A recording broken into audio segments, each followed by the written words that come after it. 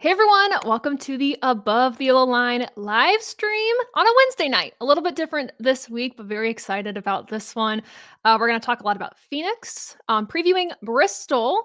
Very excited to be there this weekend. But I'm going to see you all as you're trickling into the stream. If you have any comments, opinions you want to share during the course of the stream, just put them in the chat. And we'll talk through them when the ATYL crew joins us a little later to preview Bristol, talk about some more NASCAR news, industry opinions, and everything in between. But hopefully, everyone's had a good week. I am very interested to hear everyone's opinions on Phoenix. I know everyone's a little scattered on their thought processes there. So we'll definitely dive into it for sure.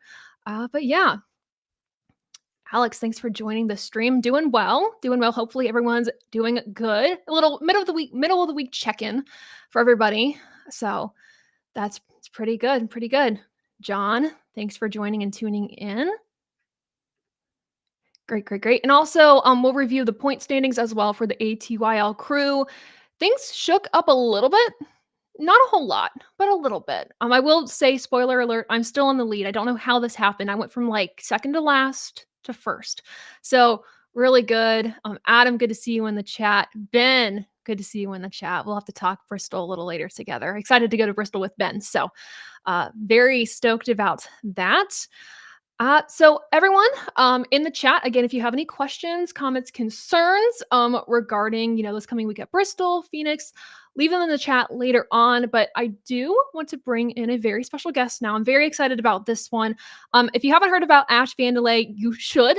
She is one of the lead motorsports content creators. She spans all series, essentially all major series in motorsports and more. She's doing great work with Red Bull's race team for their content creation and just all the above. So I'm very excited to have her on and chat motorsports with her and just chat about her career and just the online space, especially being championing women in motorsports as well. So very excited to bring in Ash Vandelay.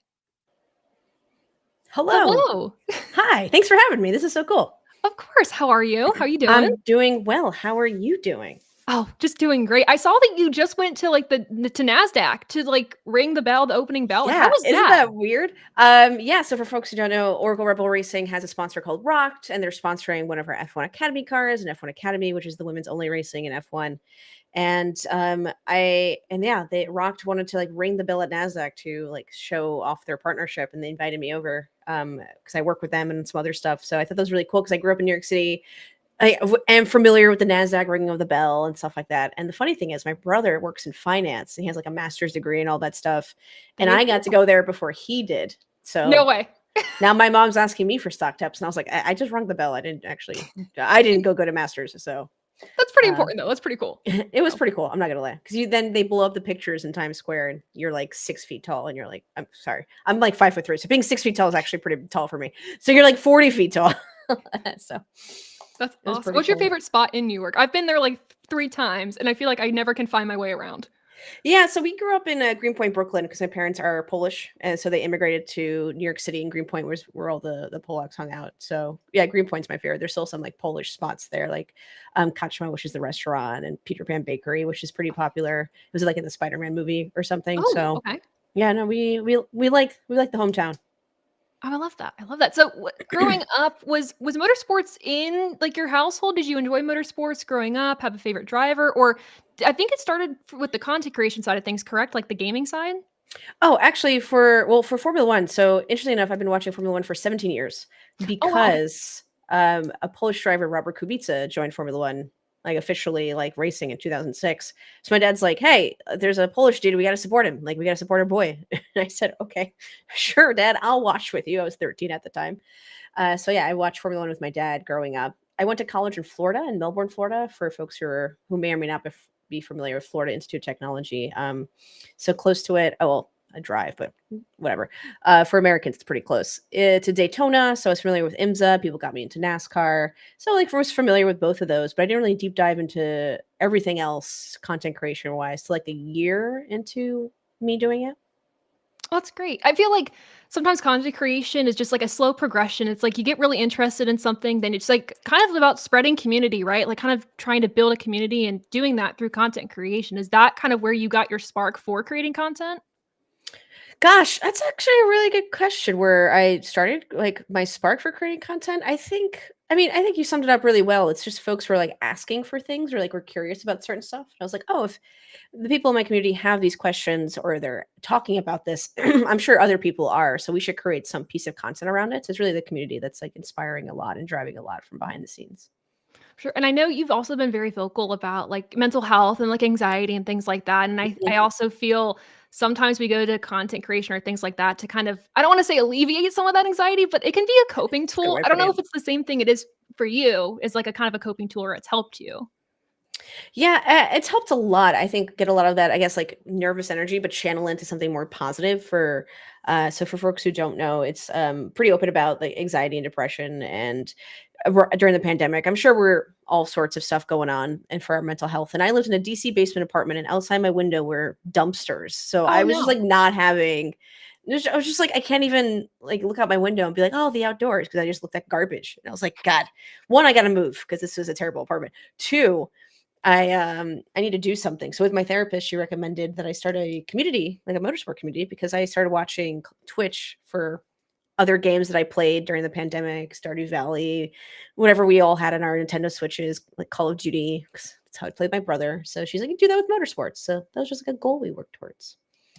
I love that. It's always good to work towards goals, and I think that's cool that Yeah. you worked with your therapist to kind of create a goal, and it's flourished since then, and now you work with, the Red Bull Racing, and how did that come about? Like, to start joining their team, and you make killer content for them. Like, how did you join their team? What was that conversation like? That's a great question. I feel like almost all of this feels like just like I don't want to say luck because you know, like hope isn't a plan, right? It's all like the hard work we do every single day that things like fall into place and people see our stuff. To me, every single piece of like content is like considered a lottery ticket out there. So that's why I tell people to post, like regardless if it's perfect or not, like you do the best you can and then you just shoot it out there and hope the person you need to see it sees it. So with Red Bull, it was just that it was my sim racing and Formula One content and stuff and joining their esports team, which focuses on sim racing and things like that. So kind of just went hand in hand really well. I know you've done some sim racing content with, like, Max Verstappen. I know you worked with, Daniel Ricciardo as well. Was that intimidating for you, like, to be facing, like, these guys that are doing it week in, week out? Or was that, like, more of just like, "Hell yeah, this is super fun?" Like, what was your thought process around that? Yeah, because they also had sim rigs at I think they do it every NASCAR race, but in Phoenix they had a special like e-NASCAR gaming section too. So they had some drivers like jump in and put in laps with folks and things like that. Just to like just to kind of see how it felt because like eventually maybe we'll move it to the NASCAR Twitch channel. But yeah, no, when talking to drivers, a lot of them have been I don't know, they're just people, right? Like it's really cool and obviously you respect them for like put themselves in a very fast car and yeeting their bodies around these tracks. But no, they're all really nice and they're all really sweet and they never like get too sweaty when you're sim racing against them. They just like, no, it's for fun. And they're like, I drive professionally, really sweaty. Like when I'm playing a video game, I can like kind of relax a little bit and have a good time. And I think they know how to ham it up well for the cameras, if that makes sense. Like I'm Oh, sure yeah. maybe in private, maybe they're more quiet or reserved, but I wouldn't know that because usually we're filming something or doing something around it. So all the drivers like just know what the camera's looking for or like what things to say to get people to laugh. So it's very interesting how it all works. And they've all been really cool and really sweet. You mentioned, like, just people beefing it up for the camera. I think what's great about Yeah. your content is you're very like, you're you, like, Yeah, unapologetically it you, really very is. chill. Like, it's awesome. Like, do you feel like I don't know if you feel pressured to not be yourself when you're in front of the camera, or do you really welcome that, being yourself, that inviting environment? I mean, I guess how difficult has it been for you to be yourself when starting out? Did you feel Yeah. like you had to be somebody different? Yeah, I did. So at first when I started that's a great question. No one's ever asked me that. That when I first started, I was like scared to make people mad. They'd be like, "Who's your favorite driver?" And I'm like, "I love all of them. Everyone's great." And now I'm like, "Lando Norris sucks and he should be better." Like I don't care. Like, and I can back that up with stats because Piastri overall has been doing much better, even though it's his second season. Lando Norris is in his sixth. Like it's ridiculous that their stats are matching up between like basically a rookie and someone like better decision making skills. We can all go into it. But like I can if I can back it up, then I'm fine. Like now I'm just Oh, like yeah. this is my opinion and it's like not a big deal. This is sports. This is entertainment. Like I find it interesting the discussion about being mean to drivers and like yeah, I'm not going to call Lando Norris names, but yeah, compared to his teammate, he's not doing too well. I think him hearing me say that if he ever does, is not, he's going to be like, okay, I still make millions of dollars and you're just a woman yelling like Larry David on the internet about motorsports. Like, this is not a big deal to him. And we see that. And I think we as Americans are used to it. By the way, this is so great talking to you because I've been interviewed by a lot of Europeans and they don't get it. Like when we're watching Stephen A. Smith on ESPN during NFL season, we're just like, yeah, this is Stephen A. Smith. This is what him's Oh, yeah. doing. Mina Kimes is coming in with the analytics and her jokes and like her like clapbacks, and everyone's got their personalities on like sports talk radio. And I feel like that's such a different thing in European sports and countries because they're like, how dare you say that? And I was like, the heck are you talking about? Like, I'll say what I want to say. Like, Denny Hamlin choked. Like, I think it's okay to say these things. And I don't think it's that big of a deal. And these drivers will deal with it and move on. And with drivers like Denny Hamlin, I mean, he can always clap back on Yeah. actions detrimental. You know, they have their platforms now Right. too. Yeah. And I think he's also fine with what everyone's saying about him because he's still getting paid, doing Oh, yeah. 2311, doing all that stuff. Like, he's going to be okay. I don't know if he'll pull like a Kevin Durant and like defend himself every single day on Twitter and like Kevin Durant, I think one day joined a Twitter live, I think it's called. Was it a Twitter live or whatnot? About like the title was like Kevin Durant, is he really like an MVP level or like is someone better than him? And he like jumped in and like defended himself with points. Whoa. It's like, this is amazing. Like, this is the stuff I want to see from our athletes. Yeah, I think my thing is like I want to see our athletes have more personality. And when you can get that out Yeah. of them, like I think that's why, you know, the content creation side of what you do is so important is you kind of help draw the personality out of these folks. And even to like covering you know, the F1 Academy. I mean, Mhm. talking about these women athletes, these female athletes who are kicking butt, but maybe they don't get as much coverage because they're not Formula One. But you know, talk Yeah. about working with them and just, I mean, even to like, I'm not super familiar with F1 Academy, to be honest with Mhm. you. I've followed it through you, quite honestly. That's how I found out Oh, about it. yeah. You know, what are some of the personalities there that have really, you know, risen to the top? Who are some female drivers that we should be paying attention to?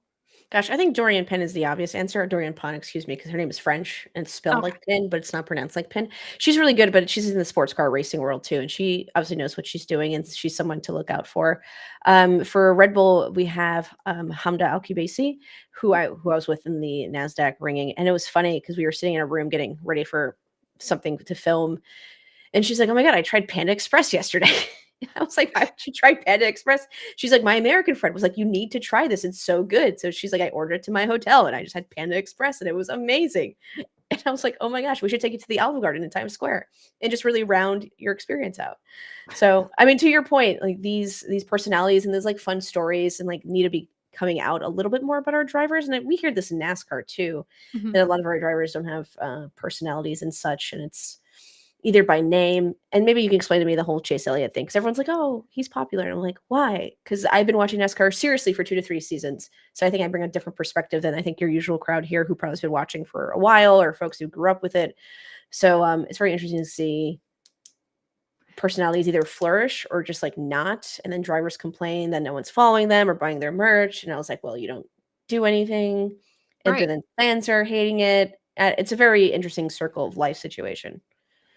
With Chase Elliott in particular, I'm in the same boat as you. Like, really talented driver. Dad, I mean, he was very successful in racing, and I think a lot of it is, you know, his dad's fans transferring to Chase and all that stuff. But he has personality. You just really got to draw it out of him. But again, it's also like, all right. Then you see drivers like Denny Hamlin that have ample personality, just, you know, getting haters or fans. So yeah, that's the Chase Well Elliott point. well, here's the thing with Denny Hamlin, right? Like, you're either a fan or you hate him, but it's interesting because people will, like, talk their smack about him online, but, like, you're still giving him free press. Like, it still Yeah. works out for him because people keep hearing about him. So, like, him being hated or loved, like, it works both ways for him. Oh yeah. But with other drivers, if you just don't talk about them because you don't hear about them, good or bad, it doesn't even matter because here we are. Exactly. So they're not getting coverage. But Unless they do some, like, dumb stuff on track, then we'll hear them get, like, ridiculed on. That's when you want maybe the good side of your personality to come out so people are actually your fan and defend you online as opposed to doing ridiculous things. oh yeah, it's a balance. It's totally a balance.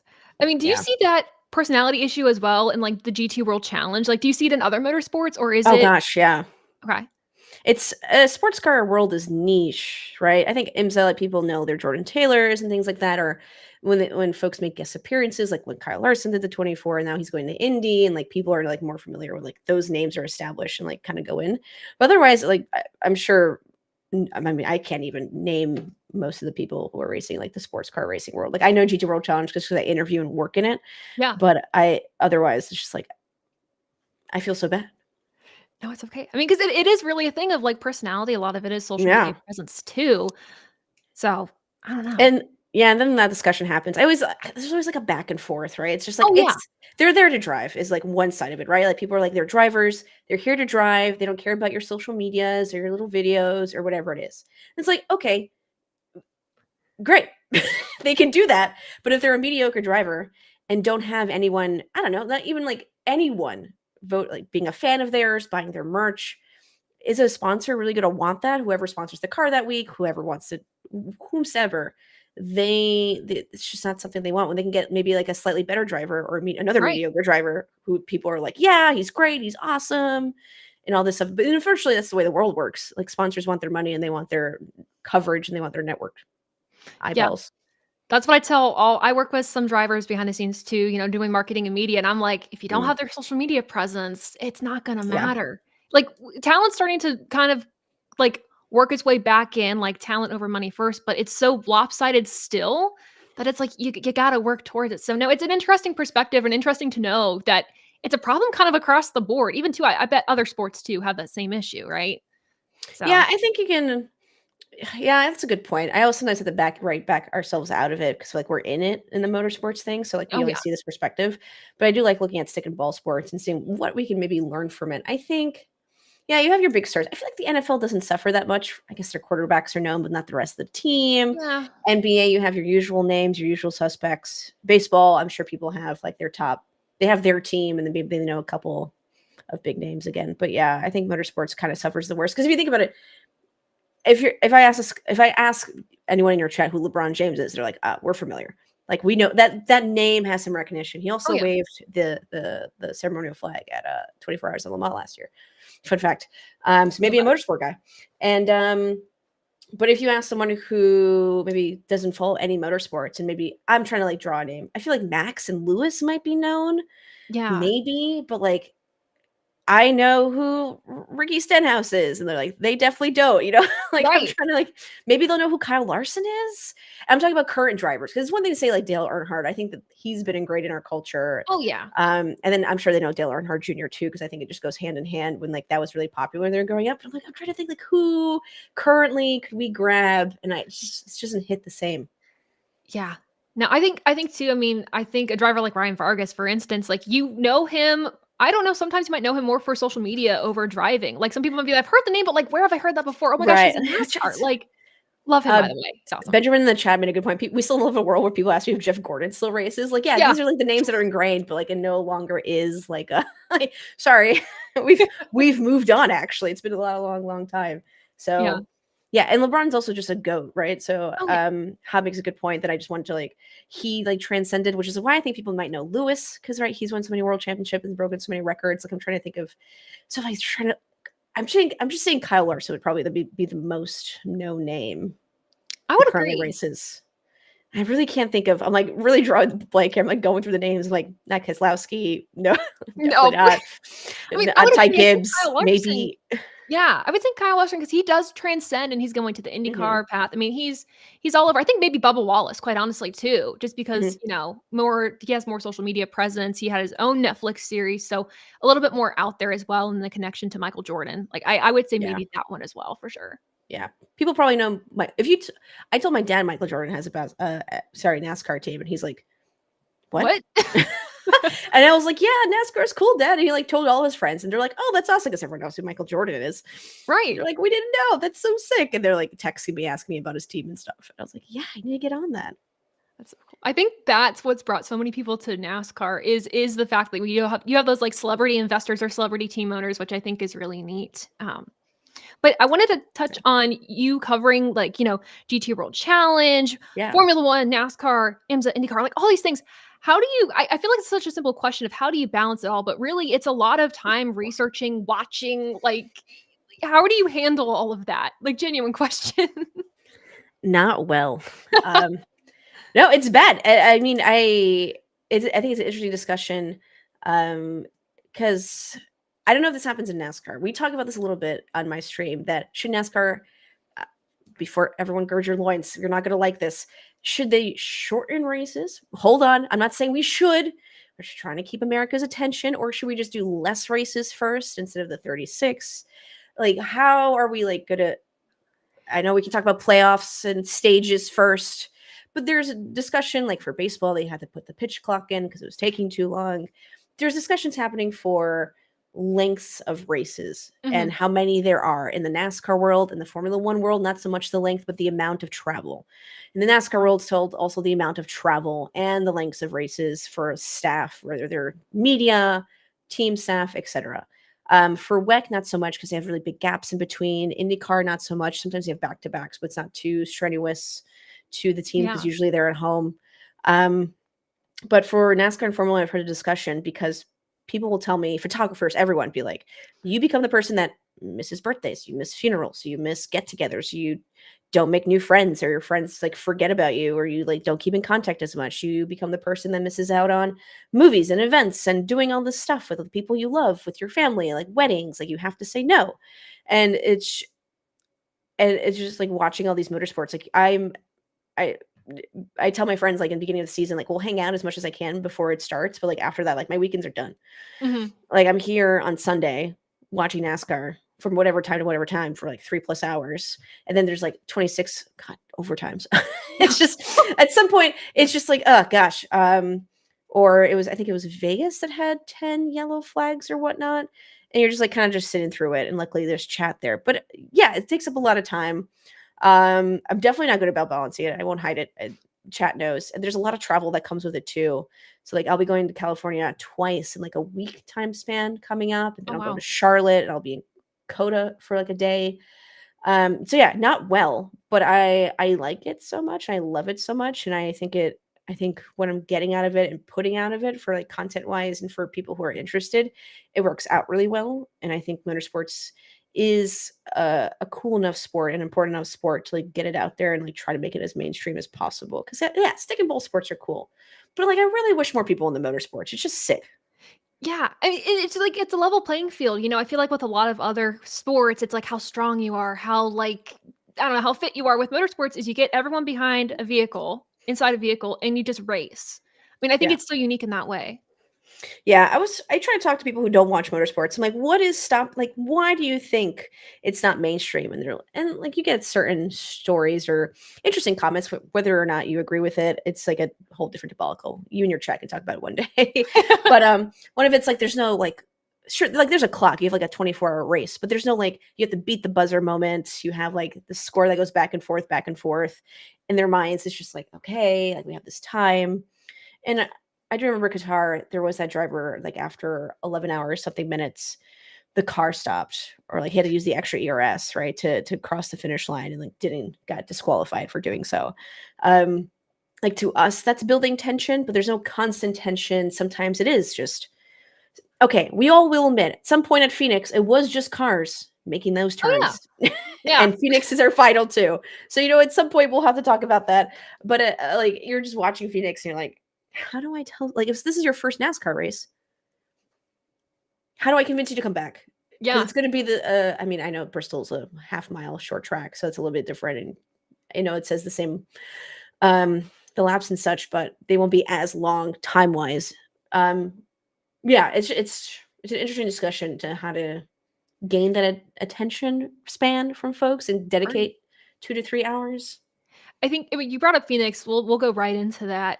Yeah. We talked about it a little bit before we got on the stream, but, fans were treated to Daytona, to Atlanta, just Yeah. banger after banger, and then we got to Vegas, and I was like, "Alright, this was fine, it was good," and then we got to Phoenix, and it was Yeah, like, nothing phase was bad. "Alright." But So so thoughts on Phoenix, just in the race in general, I don't know, mhm. I'll let you have the floor on that one.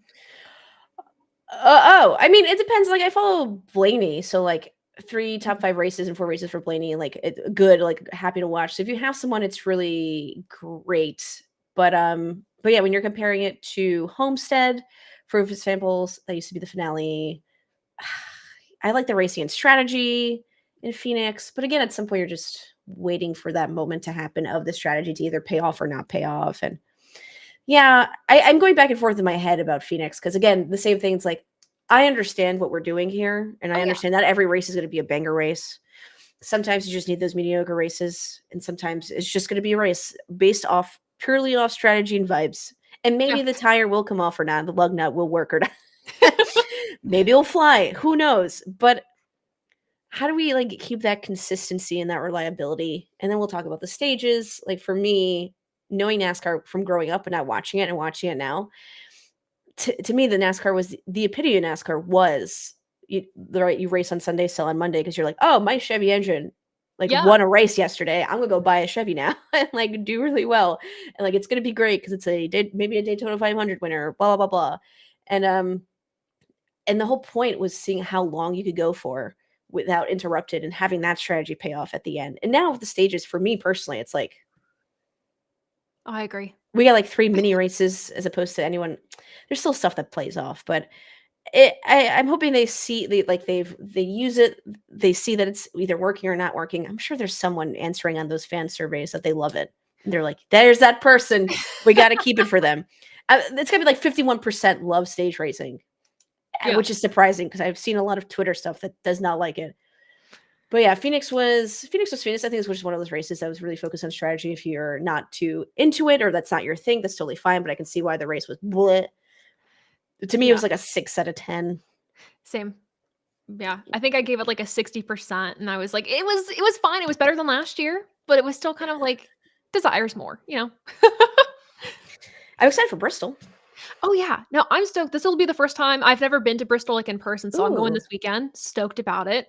It's a fun track. The Last Greatest Coliseum. Like it's a vibe. I love yeah. it. So We had some looking good historical moments, some good fights, some good helmet throwing Oh at yeah. Bristol. So hopefully it could or could not happen again. But yeah, no, I think Bristol will be a lot. I don't know, a lot closer racing, a lot more I would argy hope so. bargy, as they say in the sports car world. Yeah. I hope so. Yeah, Bristol's fun just because I mean there's a lot of beating and banging, door to Hmm. door. It should involve more entertainment, I would think, Yeah, if that's what we were lacking a little bit. yeah. What were you thinking of Phoenix? Ooh, yeah, Phoenix. Like, okay, again, better than last year. I felt there was a lot closer racing than last year than what Okay, we saw. Like this year, like we saw I'm thinking of Vegas, really, but I didn't feel like the leader got as much of a lead as there was last year yeah. until, we got towards the end of the race. And I think almost from even Vegas and Phoenix, the stages kind of flipped. Typically, we see stages 1 and 2 not have a lot of action, and then stage 3 Hmm. has all the action, and almost felt flipped in a way Yeah. this year. So I was pretty happy about that. But I mean, I don't know. I feel like the package that we had last year to this year is also better, minimally better. Minimally, yeah. But we're working on it. I agree with Denny Hamlin and Kyle Larson and saying we should really just try to have more horsepower, see what it does. Why not? Mhm. But yeah, I don't know. Yeah, Yeah. not my decision. Yeah, I'm fans of series trying new things, but Yeah, it's also okay to admit, and maybe because this is just like us as people that we do this, like it's okay that it's you got it wrong. yeah, And I feel like that doesn't happen a lot in sports car world because they don't want like, oh, like we're always right, like we never do anything wrong. But it's like maybe the stage racing wasn't the best idea. I'm like, that's okay. We can take back seats is fine. Like if we yeah. can admit it. And I see this across other series when they like implement something or something changes. And obviously Formula One can do no wrong because you know Formula One. yeah, of course. Um, so when something they implement something, it just doesn't work out well, or some things seem to be changed. You're like, no, everything's fine. It's like, no, you can admit, be like, hey, we want to provide a good product for you. Yeah. Let's change it up for a year, see if we like it, get a fan reaction, and then like keep going. And drivers, staff, of course. But it's interesting to see how different series handle that kind of thing. Ooh, that brought up a question for me. What do you feel about like rule Oh, changes in the middle of a season? ooh, I guess it depends Mhm. what the rule is, but I'm gonna assume that it benefits someone now better than they did before. And like at that point, not a fan. Otherwise, Yeah. unless you like retroactively change every single result from before. But yeah, definitely maybe not. It depends what it is. But yeah, if it's something that affects like scoring or racing, obviously that would have affected results from the previous races before you implemented the rule, then I'd rather wait till next year because otherwise it's just not fair. Agree.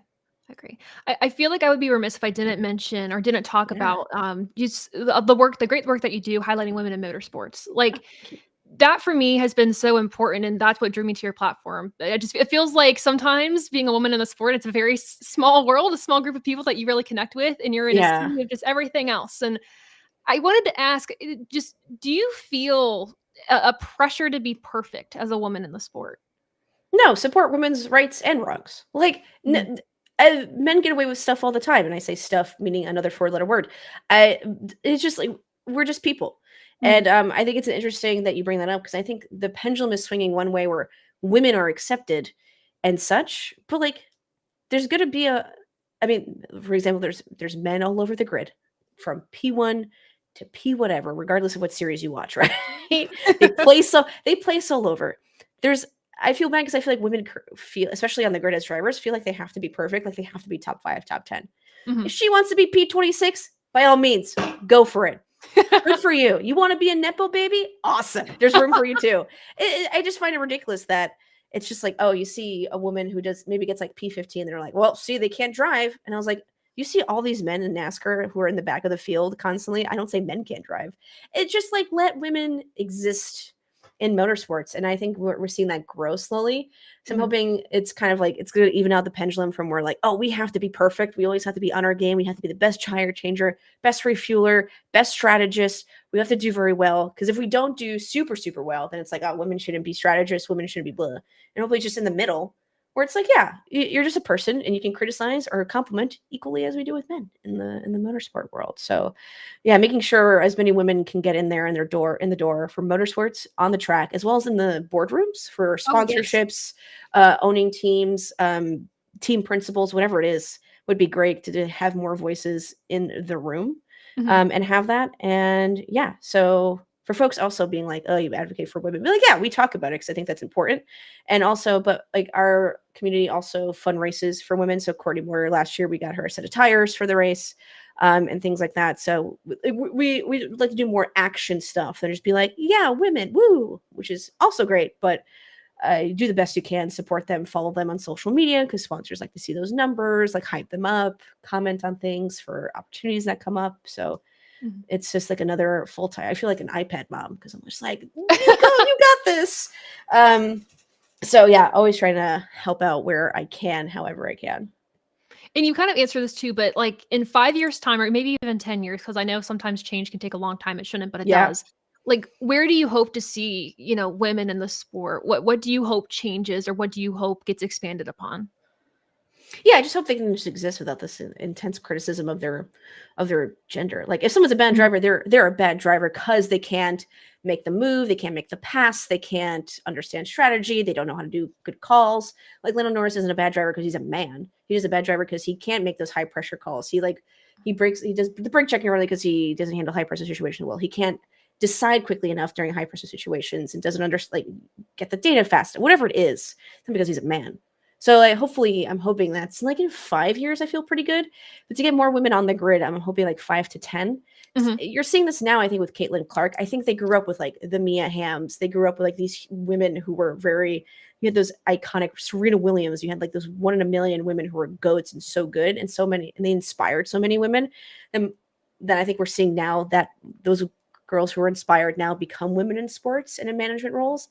And now as they're there, we're seeing more little girls be inspired and get into those roles. So I think it's we're opening the gates and they're just coming in a little bit faster. For sure. And it really does take almost all of us being a leader to just create those paths too, because that's Yeah. really important. Like you just said, like Caitlin Clark, she had people as examples for her. It's kind of being that example for others, so it's Yeah. easier for them to get through. Exactly. Yeah. Yeah. And I hope someone sees me yelling like Larry David and they're like, I can do that, but I can do it my way and a little bit better. It's like, yes, please go for it. And There stuff like that. there was one Twitch stream that you were on, and this gets into like a fun question, I where love fun you questions. used the phrase like touch grass. That has to be one of my favorite like like meme It's a great internet internet phrases. phrase. Yeah. Is that your favorite internet phrase, or do you have another one? Or like meme? No, touch grass is my favorite. Um, because it's also, oh gosh, this is how I know I've become my father because I never answer a question simply. I just like go in a. I'll get to your answer, but it'll be Oh, like I in a love it. roundabout way. Go for it. Um, so we're talking about touching grass, and I forgot where I was going in my roundabout answer. Yeah, it's one of my favorite memes because oh yeah, so I made a video about Logan Sargent, and I was like, I'm very surprised I don't see him on like the America media circuit, right? We even had William Byron go in front of that NASDAQ photo thing. Like we had Ryan Blaney go to the Empire State Building with the Cup Championship trophy. They did the Good Morning America. They did like that kind of press circuit. Like I never see Logan Sargent on, and I was very surprised. So I made a video about it, and someone goes, he's not there for your entertainment. He's there to compete. And I was like, I think you fundamentally misunderstand what televised sports is for. Like, this is entertainment. Why do you think they sell tickets? Like, what do you think this is? Like, what do you think we're doing here? Like, otherwise we wouldn't care about TV ratings. And like, they are here for our entertainment. That's what sports is. So it's good to remember that when we're talking about certain things in motorsports too, because I know every single series has their debates and it gets really heated. And I think we've seen some people get super nasty online. For what? Open your door, leave your computer, go outside, touch the fucking grass. Excuse my language. It's like not that important at the end of the day. These people are entertaining us, and like, how mad can you be about Denny Hamlin saying that he beat your favorite? Like, relax. Like, there is so much more important stuff happening. Maybe you should just go do your taxes instead because you need to pay the IRS and they'll find you. You should just do anything else. Make dinner, make lunch for tomorrow. Like, there's so many other things you could be doing as opposed to getting so mad about something online. And yeah, we can have lively debates and we can disagree, agree, talk about how the on-track product needs to be better, what they can do with marketing, and everyone has their favorites and dislikes. But at the end of the day, if we're getting like too into it, it's getting nasty and just ridiculous, go touch some grass. It's really not that big of a deal. Well, I love that. Well, last question I have for you is, as I'm looking at your setup behind, which I love your setup, what's your favorite item that you have? Oh man. Yeah, I did drop that. I asked if I can drop the F-bomb. Taylor said only if it's like a good one. So I saved it. That was a good one. Thank you. Oh, my favorite item? Yeah. Can I just tell you about all of them? Go sponsor, yes, please. We have our mini helmets. We have the Lewis Hamilton. We have the IndyCar, like just a general IndyCar helmet that they sent me. And then we have a signed Tony Kanaan 711 mini helmet. Here we have our die casts, which are pretty cool. Oh, I mean, this one's a NASCAR Lego car in the background. Then we have like a mini NASCAR 75 anniversary car toy that I'm saving for my nephew. This is the BMW that won Nürburgring 24 for Rova Motor Oil. This truck right here is a signed Haley Deegan Women of NASCAR truck that she had with all the names in the background. Oh, wow. So I think that one's really cool. Yeah. That's like one of my favorites. And then we have the Red Bull fridge. Love that. This is a sponsored segment, part of the Super This is the trophy I got for SRO for like promotional activities and such, and like helping the series and whatnot. So I thought that was really cool. And then what else? I have all the credentials to show people that I go to races. Like I just don't. I go touch asphalt. Yeah. And stuff like that. And then I have like various hats and whatnot, especially the Murder Hawk IndyCar hat, which everyone loves that I wear because it just has a big beak. Yeah. But yeah, a lot of various background stuff here that motorsports showing offness that I like. I need a little bit more, but it'll get there. I'll get there. Eventually. Just don't. I was gonna say, what's your background?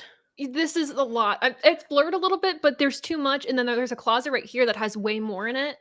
Oh, that's cool. I saw the video of you hanging your hats, and I was like, "That's smart." I have 55 hats total that I own, and I don't know how to display it. We'll talk about it, but like, yeah, I have a lot of hats that may just not be motorsports. They're like New York sports teams or just various other stuff. But yeah, I would like to display them in a cool fashion.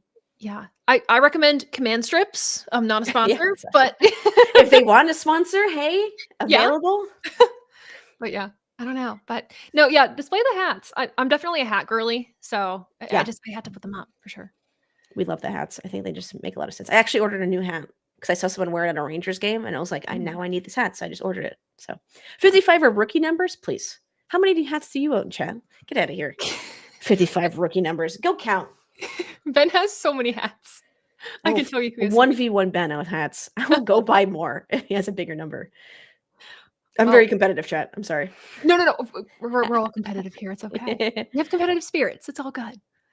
Awesome. Well, Ash, it's been such a joy having you on the show. Where can people find you social media wise? Last count was over 100. Okay. I do have rookie numbers. I will go beef those up.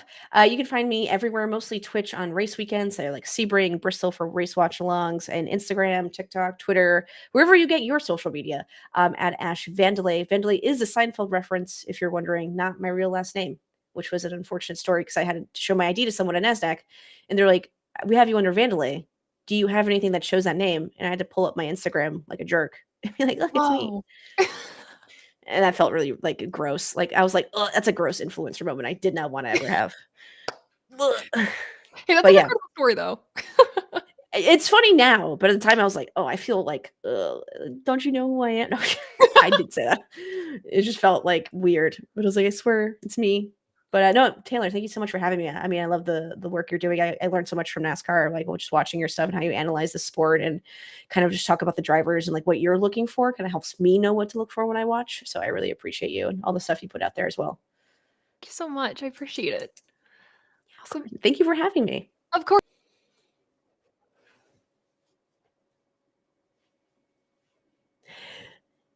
Thank you. All right. That was Ash Vandelay. Awesome to see her on the show and have her on the show. So thank you so much to Ash. We're going to bring in the rest of the ATYL crew to start previewing the race weekend for Bristol. So we'll bring in Dom Joseph. I think that's it. Just Dom. What's up? Oh, hello. Yes, it is just me. What's going on? I figured I'd walk the JGR gear since they won everything last weekend, ARCA, Xfinity, and Cup. So give them the love that they deserve. Yeah, no, that's fair. I should have done that. They're displayed somewhere. They're all right. Yeah, they're good. We're good. They're present within the room. They are. You don't have to see them, but you just know they're there. And that's all that matters. That's fine. That's totally fine. So you were on the ground at Phoenix. Do you have any was. closing thoughts about that, about the weekend, etc.? I get everyone's disappointment that it wasn't Atlanta or Daytona or Las Vegas, even though Vegas wasn't that crazy of a race either. It was a good one, but not Atlanta, obviously. I still stick to the same mento that I've stuck with for the last 2 years, and it's that if you watch Formula One at all, you as a NASCAR fan have no reason to complain about any of the racing. When your most exciting day is qualifying day, you know you're not in a good spot. So I thought it was a good race. I understand, Denny got out to the lead. He took off for a while. Ty Gibbs got the lead, took off for a while. And then Christopher Bell's got the largest margin of victory in next gen history now. Yeah. Over 5 seconds. So, yeah, shout out. Ash. Ash, shots fired. I mean, she does work for Red Bull, so she's probably the happiest person on earth right now because all they do is win. Which, hey, that was Mercedes AMG for the last 10 years, and that was Ferrari before that, and that was McLaren before that. So it's the way Formula One works. Just, I don't think those years were as dominant as these ones were. But who am I to complain? I'm watching racing regardless, and that's a good thing. But button on Phoenix, beautiful racetrack. Yes, the racing had a little bit more to be desired, but we got a good race winner, and Toyota really sent a message with that one. Oh, yeah. No, Toyota had a fantastic weekend at Ash. Hold on, I got to pull this up. I wish I negotiated a win bonus in my contract for doing absolutely nothing. That's incredible. That makes me think of Jim Carrey's The Grinch when he wins Holiday Cheermeister and he goes, and the little girl mentioned a check. Oh, good. Oh my god. No, maybe like next contracts you sign, be like, hey, win bonus. Can I get the win bonus? So yeah, everyone's a part of it. Oh yeah, for sure. I did want to say our point standings situation, how they're shaping out right now. Dom, what happened, bud? The stats are failing me is what's happening. So I picked Kyle Busch solely off the stats, and a lot of his Phoenix success came in that 18 car, not in the RCR 8. And after the first practice session, I was like, oh boy. And then he qualified 23rd or something like that. It was not a good day for Kyle Busch. I knew we were in trouble. Actually, I think he qualified 31st or something Yeah. like that, even farther back. But It was regardless, yeah, it didn't go well. And I mean, I've got my picks in. I've got my stats for this weekend. I don't know if they're going to back up because they haven't been, but I'm trusting the numbers all the way to the end. If I lose, I lose. Yeah, but that's okay. Like, I appreciate and respect that you're going based off of your stats that you pulled because you could easily not. So, I mean, I did that all last year and led That's the true. points for 25 straight weeks just because I picked Toyotas. So maybe there was something in it on that. Yeah. So, You never know. But these are the new point standings, of course, with Christopher Bell winning. So we got 4 drivers locked into the playoffs at this point, which is pretty cool. And then things shifted around that cutoff line. Again, it's easy to say the points don't matter at this point, but when you look at somebody like Ryan Preece, even to Noah Gragson, who had a huge jump in points, by the way, from where he was, it says something because at this point, maybe like 3-5 weeks from now, these teams are going to have to start thinking, okay, can we actually dig ourselves out of the hole that we created at the start of the season, or are we going to have to win a race to get into the playoffs? And that's a decision strategy wise for your team that's going to have to come sooner rather than later. So just interesting to see kind of where things shake out. I don't know, Dom, if anything stands out to you points wise, who's above or below the cutoff line, or I'll just start off by saying Noah Gregson's doing phenomenal. yeah. It's been a great What 2 did I weeks say? for Noah. Say what you want about Stewart Haas Racing. This is more so me just being happy that Noah Gragson is showing the talent that he truly has. I mean, the man in 2022, if Ty Gibbs wasn't racing in the Xfinity Series, Noah Gragson would have had a runaway championship. Yeah. Oh, yeah. 2022. I mean, you could say the same about Chase Briscoe in 2020, Christopher Bell in 2019. These are all guys that have dominated in that season but didn't win the championship. Noah Gragson had one of those seasons. I think he won maybe 4 or 5 races in a row. I think it was 4 in a row. It was 4 in a row.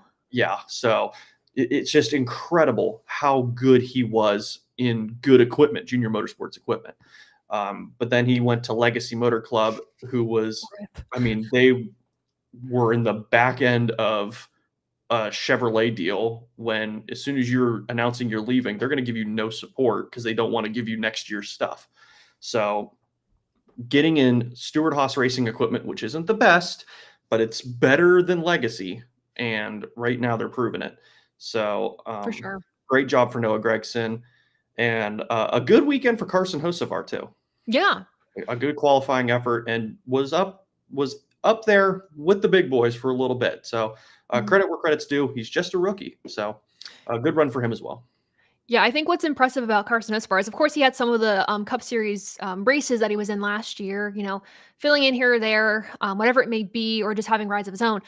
That helped him, I think, prepare a lot for this year. But even then, I mean, he's standing on his own when other rookies that have come into the sport with this new era where we have less practice and everything like that are kind of, now, I don't want to say failing. That's very harsh, but are not doing so well. We'll put it that way. It's just, the expectation is so high now. Yeah. Because of how close the competition has got with the next gen car. So naturally, when you see a guy not running as well, people are going to jump on top of you. Oh yeah, for sure. For sure. One discussion point I do want to talk about, because this has been like all over Twitter, Facebook, wherever you get your NASCAR news and opinions and whatever, is the topic of horsepower. I know Ash and I talked about it very, very lightly here. But following Phoenix, Denny Hamlin on Actions Detrimental said that the engine is, no different for the teams with the reduction in horsepower, and that teams were spending the same amounts. This is what it was when they were bringing 900 horsepower engines to the track a few years ago. Hamlin said, if you want to know why the horsepower is where it's at currently, to call Jim France and ask, quote. Larson on the Dale Jr. Download this week said he's confused as to why NASCAR is reluctant to add horsepower, just to attempt it. And then we also had comments from NASCAR Cup Series managing director on Sirius XM that once we open up horsepower, we have all these manufacturers on board. As soon as you open that up, there's going to be development, testing, etc. So there's more that goes into it than what Denny Hamlin said, which is just a phone call, then we do it. So I don't know if you had any opinions on, obviously I think we all want to see higher horsepower. It's just a matter of, how it's all going to shake out if it does, Yeah, right. And there's a good point made there, and it's that it's not just a flip of the switch decision. Mhm. You know, Goodyear doesn't just show up to the race with a tire set and say, we're going to try this and we're going to see if it works. We're having Goodyear tire tests right now at North Wilkesboro to make sure the tire works before we go to North Wilkesboro. There's going to be a second Goodyear tire test at Indianapolis to make sure we are Yeah. 100% good for the Brickyard 400. If we decide, hey, let's entertain 900 horsepower, there is going to be tests. And we probably won't see 900 horsepower. Let's just say, hypothetically, let's just say tomorrow they pick up the phone and say, we're going to do 900 horsepower. We probably wouldn't see it until maybe midway next year. Yeah. Because they'd have to, number one, they have to build the engine to produce 900 horsepower. Then they'd have to test it. Then they'd have to run the data on the tests. Then they'd have to test again to iron out everything else. Then they get the final results. Then they can go to the track.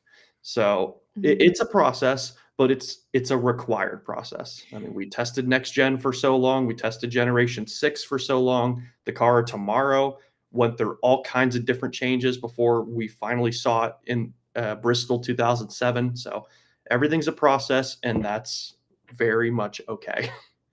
No, I agree. I mean, we have processes for a reason, even if we don't like them, they are for a reason. So I agree with all of that for sure. Other news I wanted to just lightly touch on. I think Dom, you could have more of an opinion on this than I can. But Adam Stern, another Adam Stern bombshell. Lee Diffie will take over as lead announcer for NASCAR races on NBC after the Olympic break. Watching the IndyCar broadcast, I love him. Adore him, but I've never seen him commentate anything NASCAR related. I don't, at least not in memory. So he did a couple cup races. Actually, he commentated Kyle Larson's third MIS win. So the fall MIS 2017, he called that race. So if you're looking for one to go back and see how he called a cup race, that would be a good one to watch.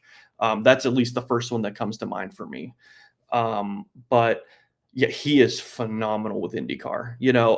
IMSA he calls as well, but the racing isn't as nail biting as IndyCar is, because IndyCar, I mean, the cars are all spec and they're all so much closer, much more on top of each other. Especially look at St. Petersburg this past weekend. You have such a narrow racetrack and no one can get away from anybody. It's just so much fun to listen to them because you get the whoas, you get here he comes for the race lead, and just it's so great. I love that enthusiasm, that energy. It's great for IndyCar. It's good for IMSA. Will it translate to NASCAR? We'll see. I think he's good at figuring out what kind of energy each series demands. So we'll see. But no, with IndyCar, he's phenomenal. He's so good with IndyCar. And it makes me think too, I mean, because we know the TV deal and everything's changing 2025. Is this a setup for something bigger? John said, here's something worth noting. IndyCar's current TV contract is up after this year. If NBC doesn't renew, Diffie could do NASCAR on NBC more often come 2025. So, I mean, we obviously don't know more details beyond what we know about Lee doing some NASCAR commentating later this year. But it leads you to question what this means, or if it means anything in particular. So very interesting. Yeah, there's obviously, like, we could break out the shovels and just start digging for stuff. Oh yeah. We could come up with anything. We could come up with anything here. But I do think it's cool though that he's going to get some cup races. And obviously one thing to note, like if they keep doing this next year, like he's not going to be the full-time NASCAR announcer, because IndyCar runs a lot of the same Sundays as Cup does. So, and he is very much married to IndyCar with their broadcast. So Rick Allen would get the nod on those weekends. Mm-hmm. I do want to mention real quick, Matt did bring up a good point, and I was going to mention this, and then I just went off on a tangent. But Chris Rice did go on to Sirius XM NASCAR radio this morning and said higher horsepower would spread out the field. And we don't want that. That was Chris Rice's take on all of this. So again, varying opinions throughout the garage, whether higher horsepower is a good thing, a bad thing. I think too, it was nice that they brought in Chris to share his opinion, because I think overwhelmingly online right now, you're hearing, we need this, we need this, we need this. but there's also a flip side to it as well. So Mhm. good. Thanks, Matt, for bringing that up in the chat. I appreciate that. Yeah, that's a great point because the first NASCAR Cup race I went to was in 2011 at Charlotte, and that was the peak of that ridiculous horsepower. The scream, like not loud engines, screaming Preachy. engines. And that's a great point because yeah, that was a 334 lap race with no stages. Good old days. But yeah, that field got strung out quick. That Yeah. field got strung out pretty quick. The restarts were incredible. It was awesome to see them all bunched up, but they got strung out pretty quickly. And it was kind of just wait in line. If someone falls off, maybe we can make a pass, but we're going to try and make some passes during pit cycles. It's almost one of those things where it's like, be careful what you wish for. In a Yes. sense. Yes. So. With every positive, there's a negative. Again, I don't think it hurts to just test and try. I understand there's a lot that goes into trying to make a test. It doesn't mean anything's permanent. But And back when the All-Star race was at Charlotte, they would do all of their let's try this kind of stuff in the All-Star race. But now I don't think we want 900 horsepower North Wilkesboro. Just lighting up the tires on a restart and wrecking the field. That's the last thing. I do know that they're testing at North Wilkesboro right now. Truck had some testing. I unfortunately, I don't know the details of it. I know a lot of it was closed off. But there is testing right now, and then hopefully in the next few days, I believe Friday's the last day that they'll test. We'll have some information come out of that. So just be on the lookout for that, everyone.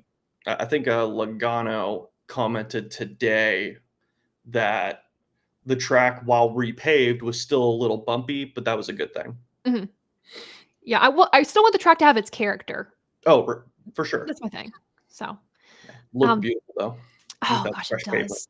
Yeah, it looks really good, and they kept the Winston Cup thing on the wall. I was happy about that. I know it's the day is coming where they paint over it, but I hope they keep it. It's just so beautiful. Yeah. So if you go this year, one of the last relics. Yeah, take your photos this year if you go, because again, you never know when they're going to paint over it. Exactly. So I think it's time we do this. Talk about your predictions for Bristol. All right. Here we go. So, we got the paint schemes too. Yay. We have a first. I know this is only week 4, week 4, right? Yeah, week 4. Yeah, we have a first, and it's that first and second place had identical average numbers. In terms of where I did my final projection and where they ranked, they had the exact same number. Keselowski and Hamlin. I gave Brad the nod over Denny because Brad has won the Bristol Spring Race twice. Denny has never won the Bristol Spring Race.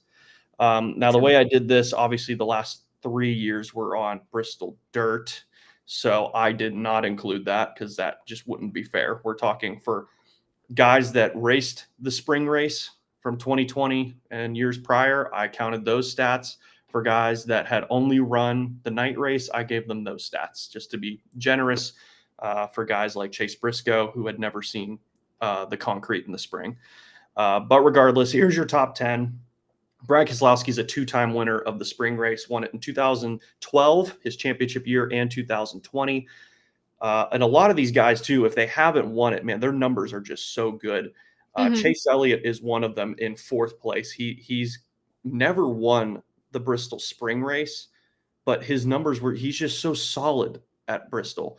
The one obviously we think about is 2020 when him and Joey wrecked and Brad ended up winning that race, where that could have been Joey's or Chase's, but Chase, credit to him, he said, I'm going for it, and it didn't work.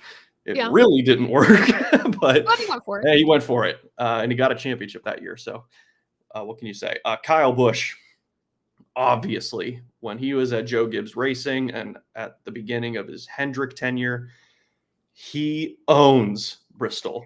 He owns it.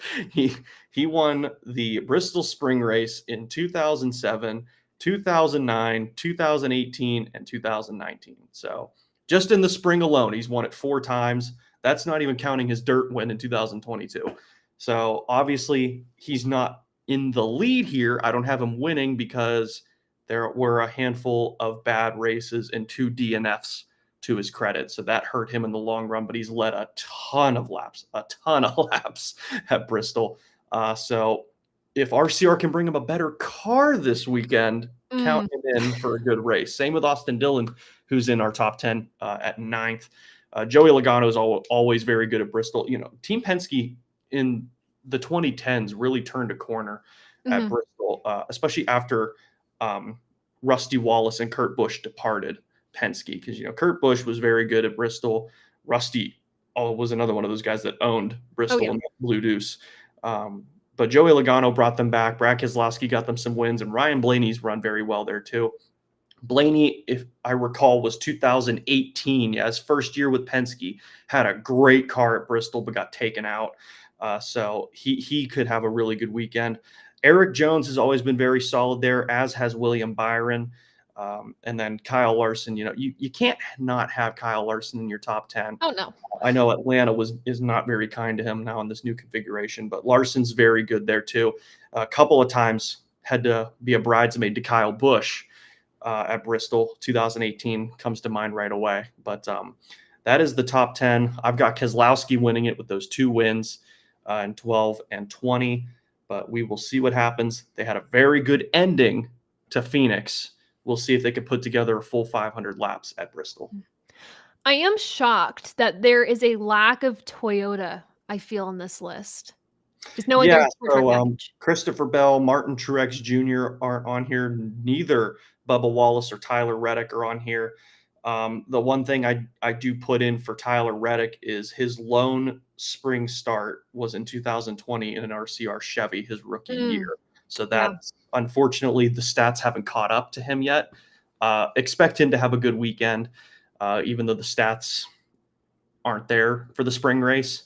Bubba Wallace, his starts came in the 43 for Petty, and Eric Jones, while he's in that Petty 43 right now, a lot of those numbers came with JGR and Furniture Row. Yeah, so going to be interesting to see how everyone does this weekend. Again, a departure from dirt that we've had the past few years. Oh, hello. So hi. So hello. We'll definitely see how everyone does this coming weekend at Bristol. I am very excited. Ben, I don't know if you're still in the chat or not, but so this will be a good weekend. I really think this will be fun. It's going to bring back a lot of memories. There's of all the races I've watched, for some reason, it's not even one of the best races. It's just one of those races that I'll never forget. It was 2008, the Food City 500. I can remember where I was sitting in my grandpa's living room watching the race on his TV when Kevin Harvick and Tony Stewart wrecked. I remember when Kyle Busch was in the lead and blew a tire out and wrecked out of that race. And Jeff Burton stole the show when Denny Hamlin couldn't get the restart going. It's just, such a good race. Go back and watch it. NASCAR Classics is here for a reason. Go back and watch it. It's a beauty. I'm so excited. And again, this will be my first time going to Bristol. So I'm thrilled. So my grandparents have been there so many times before, and they're like, "Oh, we got to take you someday." And this time they're going to be like, "We can't go this weekend, but have fun." I'm like, "Sweet." So very excited. Going to be fun. So this will be a great race. So to keep up with us throughout the weekend, because I'm sure I'll be tweeting from the track and everything like that. But go to TobyChristie.com to keep up with all your NASCAR news. There's a lot of NASCAR news, especially drivers announcing that they're going to be at COTA and stuff like that we didn't talk about here, but it's on TobyChristie.com. So make sure to check that out for more NASCAR news. And of course, AboveTheYellowLine.com is where you can find some of your merchandise. The hat that's been behind me, this whole video, this whole live stream, that's on sale on our website. So make sure to check that out. Also, some other coverage that we have done for short track racing with Racing America and things like that are also on the website as well. And of course, social media. Follow us there. Find us there. Again, I want to thank Ash Vandelay so much for joining us for the stream tonight. It was awesome getting to chat with her and talk to her. I also wanted to say comments that I did save as well from Billy, new to your page. Totally enjoy it. We appreciate you joining the stream tonight. And Steve saying, "Hi, Taylor. Enjoy your podcast." Definitely appreciate that as well. Again, every Sunday after the race or Monday following the race, we have a race recap that we put up on the TobyChristie.com channel, and we break things down during the week. But yeah, next week for our live stream, it'll be on a Thursday, I believe, and we will have a guest for that one as well. All month long, we have guests. So very excited for that. Thank you all so much again for joining for myself and Dom Joseph. Thanks for supporting Above the Yellow Line. And until next time, I'll see ya. Bye.